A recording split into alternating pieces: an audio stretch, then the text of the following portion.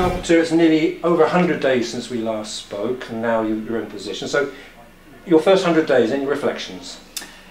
It's gone very quickly, it's fair to say, Michael. I can honestly say I've enjoyed every one of those days. I've learnt a huge amount about the borough in that time, met a whole range of people, ranging from our officers to businesses and people in the community. I'm beginning to feel that I understand Thurrock and what a great place it is to be. Massive amounts of enthusiasm here.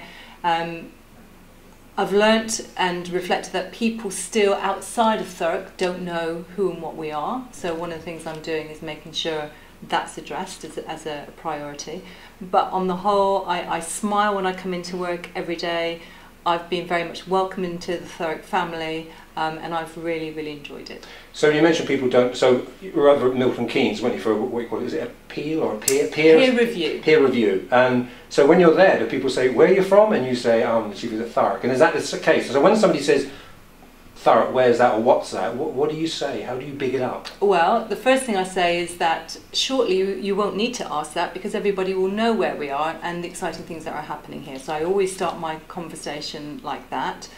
When I describe where we are with our 3 ports, our infrastructure links, some of the exciting things we're doing, Purfleet Town Centre regeneration, growth agenda, 18 miles of Thames estuary, river frontage, they're all like, wow, we didn't know that.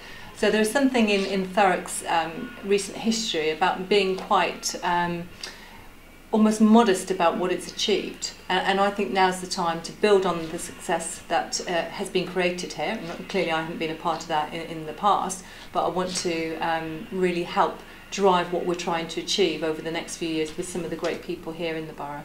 But it's a difficult task with the economic conditions, some would say, imposed upon you. So is that, how big a challenge is that? It's the same for everyone. There's no difference for anyone in local government. We're facing challenges here. The press are very clear that we have £28 million to find over the next 4 years.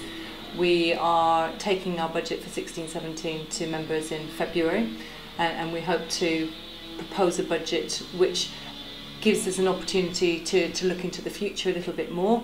And by that I mean get clarity on those things that we need to do as a council quickly that will make the biggest impact in terms of doing things more effectively, cutting our costs, growing our income, becoming more commercial as an organisation, and all of that. All of those things which are going to take a little bit of time. It is tough, and people in the organisation, when you talk to them, have experienced some of that. There's clearly less people in this organisation than there was previously, but there is a real sense of people wanting to take a bit of control over the challenges we have, and rather than us sitting here and letting it all be done to us, we're all quite positive about what we need to do. And a little example of that is I've talked a lot about commercial opportunities. We do some really good things as a borough, and we should be competing amongst other providers for part of the market share. And we've recently just about signed a deal with a local business to provide them with grounds maintenance services in a competitive environment.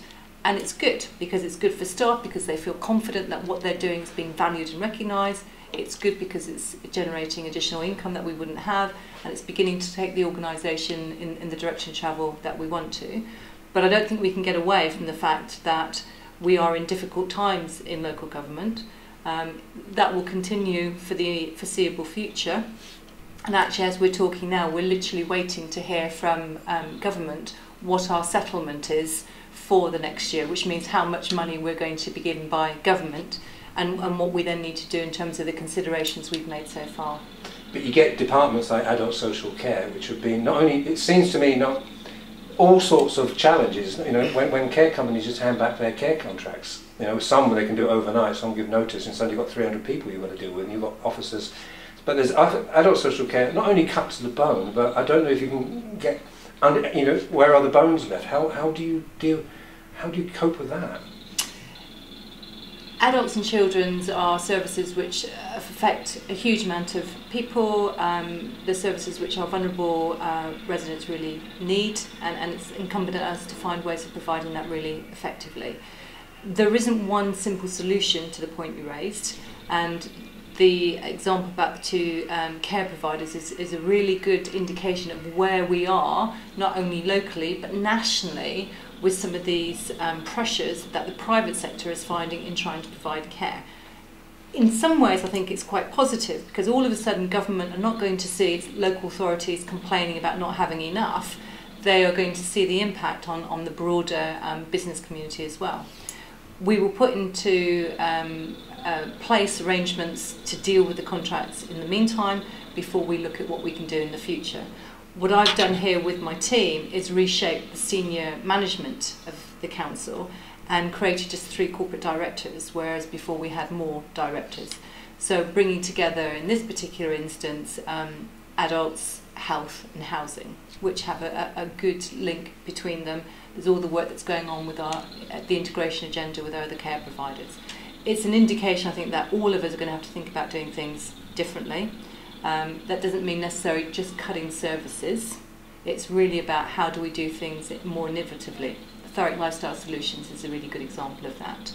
So there are things that we can still do in those demand-led services. Moving on from that though, and I want to speak about things that relate to the people on the street, from Averley to Fobbing in that way. There's one thing that really has upset people in Thurrock, and I don't know if the council are confronting, is the litter.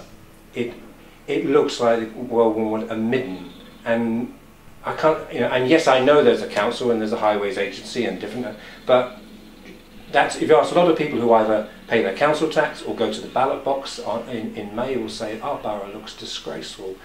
It looks as if Thurrock Council haven't done anything about that, and that's one issue. People won't know about people on this floor or whatever, but it does look bad. As an advert, you talk about promoting the borough, you don't go to Milton Keynes and say my borough looks like a midden.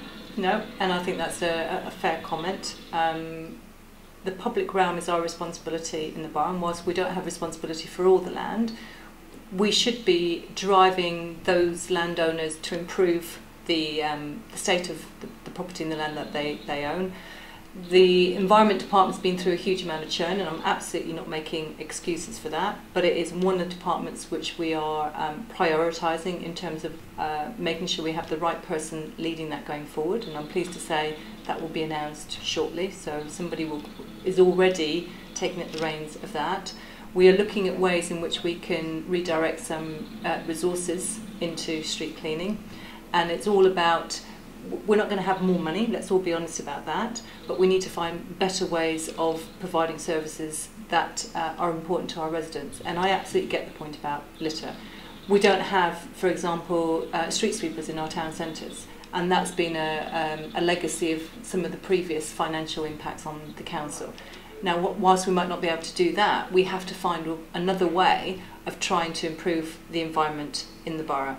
And it's going to be incremental to start with, because we can't throw a huge amount of additional resource at it, but we have opportunities going forward. So, for example, £42 million of our environment contracts are due for renewal in the next couple of years.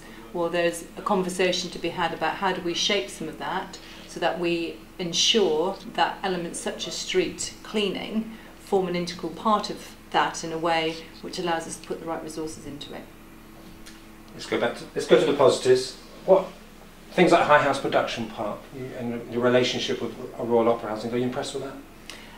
I don't think anybody can not be impressed with it, to be honest. It's a fantastic location. It's doing a huge amount for the borough in terms of sort of profiling us, but more importantly, it's really becoming a part of the community here, and the linkages with education, particularly further and higher education, the recent announcement in the CSR in the autumn statement, which was around about the National College. Disappointing thing is they said it was Essex. It's not Essex, it's Thurrock that we're going to be here. And you know, we're using our partnership with High House. It's probably worth mentioning that we've been shortlisted for an LGC award for Partnership of the Year with High House colleagues. So again, that recognises that what Thurrock and High House have done is pretty impressive on, you know, with the Royal Opera House. We've got a visit on Monday from Mr. Sharif, who's the Chief Executive Officer based out in Dubai, partner at Jebel Ali in Dubai.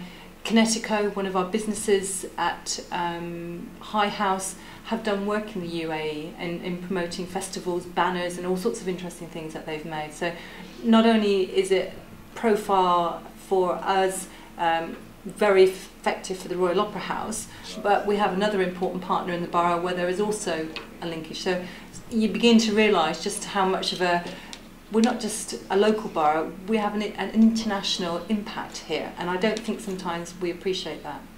You mentioned the disappointment George Osborne said Essex and not Thurrock, but I get a lot of press releases from Essex County Council going on about Greater Essex.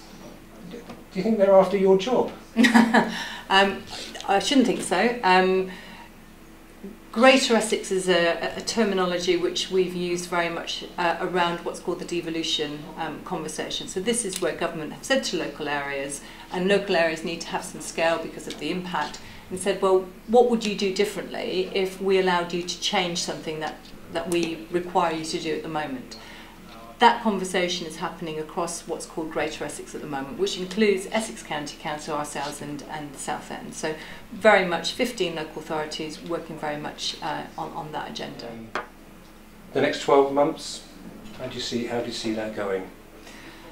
Next 12 months, well, we have some exciting regeneration projects in the borough here. So Purfleet Town Centre is being finalised. That will be a huge change for the borough. We need to get that right with our partners.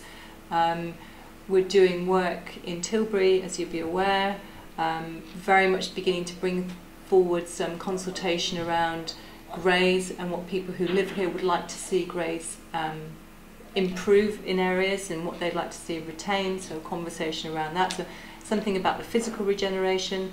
We're about to refresh our health and well-being strategy, and for me, you can't just build an environment and hope everything's okay. You've got to really think about, well, what's the impact of that environment on people who live there, people who go to school, people who come to work in the borough, so that integration between health and well-being is really part of it. We've got a really big opportunity for local people to have their say in the new local plan, and this is a document which will set out how we want our borough to look in the future, and we really would want to encourage local communities and residents to have their say in that. We're waiting to see what the government are going to say about the Lower Thames crossing, and we're planning to do a huge amount of public consultation so that our views and the views of residents are very much captured in our feedback to government. So I think it's fair to say there's a huge amount of things that are ongoing, and underneath all of that is our usual business as usual. All the schools doing what they do particularly well here in Thurrock, all our partners delivering businesses and being effective. There's a huge amount going on. But you're enjoying it? I wouldn't change it in any way at all, and I genuinely mean that. Even the gauntlet of the M25 every day hasn't deterred me from coming in here. It's genuinely a joy to come into work. The people I work with, I'm very privileged to be here.